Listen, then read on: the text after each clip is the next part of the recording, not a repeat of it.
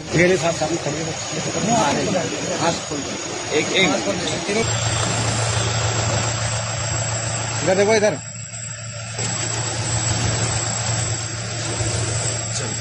हाँ भाई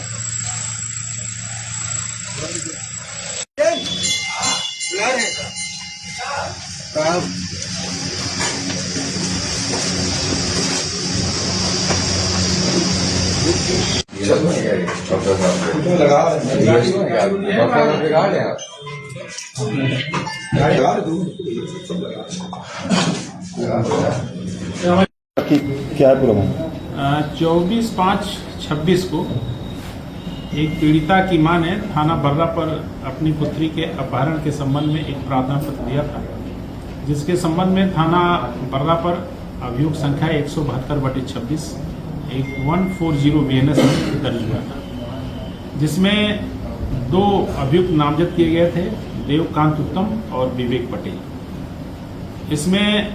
बर्रा कोतवाल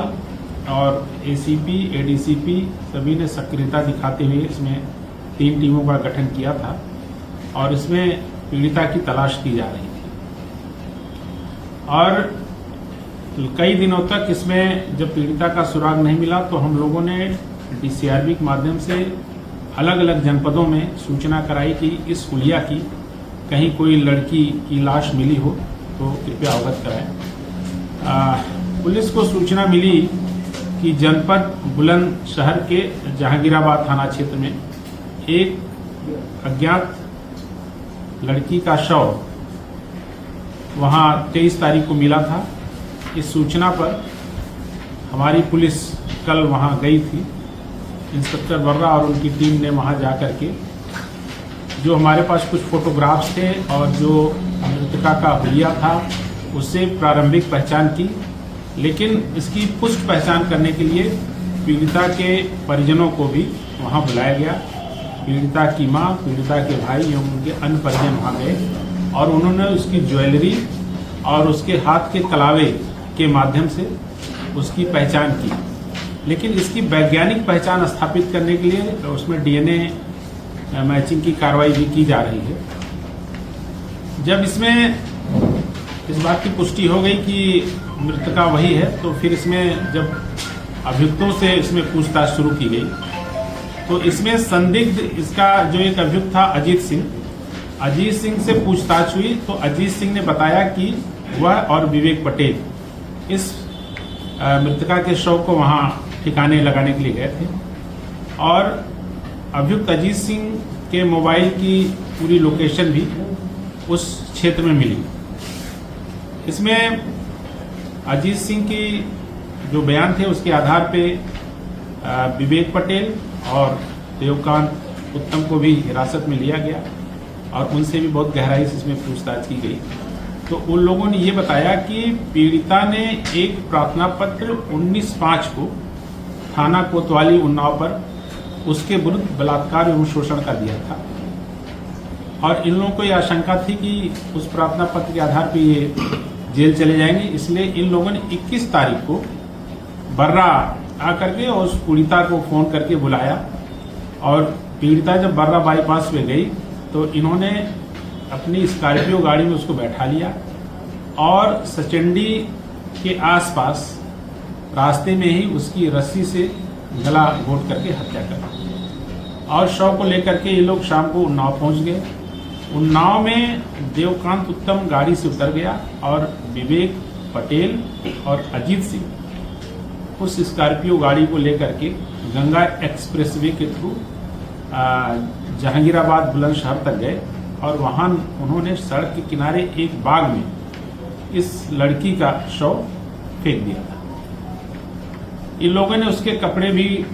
कहीं फेंक दिए थे किसी नहर में ताकि उसकी कपड़ों के माध्यम से बाद में पहचान भी ना स्थापित हो सके। अब इसमें अभियुक्तगणों को इसका पूरा कारण बताते हुए उनको गिरफ्तार किया गया है और मेडिकल के पश्चात उनको माननीय न्यायालय में प्रस्तुत किया जा रहा है और पीड़िता के परिजनों ने चूंकि शव की शिनाख्त कर ली है। इस प्रकार से अभियुक्तगणों ने भी इस घटना में होना पूर्ण रूप से स्वीकार किया है। अभियुक्त देवकांत उत्तम का ये कहना है कि ये लड़की इनके ऊपर शादी का दबाव बना रही थी और उससे बचने के लिए इन्होंने ऐसा कृत्य किया है।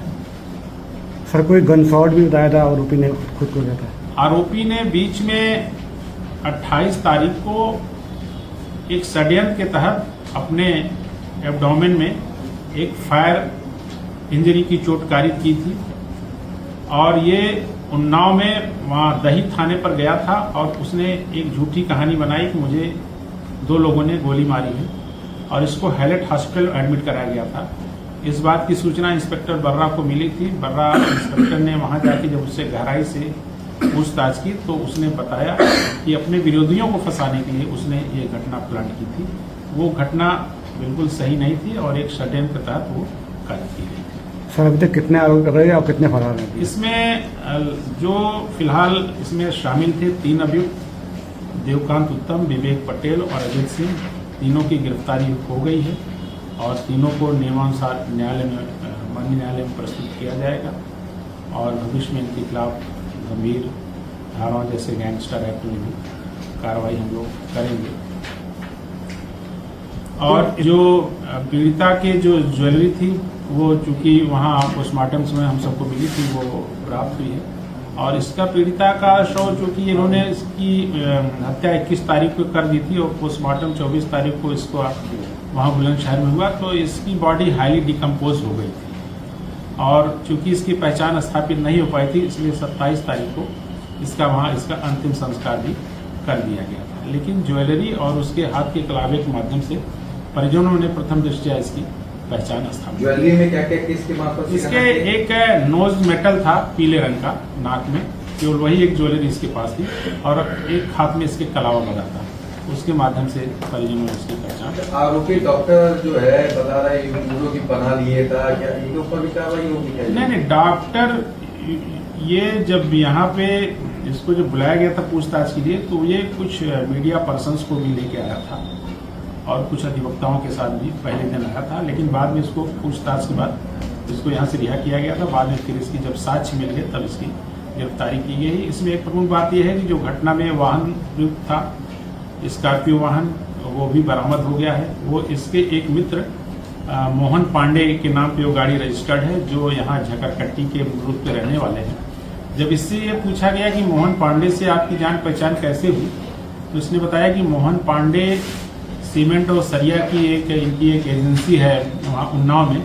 और इसका एक नया कोई हॉस्पिटल बन रहा था तो ये वहाँ से सामान लाता था तो इन सबकी दोस्ती हो गई थी। तो मोहन पांडे की गाड़ी इसके हॉस्पिटल में ही खड़ी होती थी और वो गाड़ी लेकर के यहाँ चला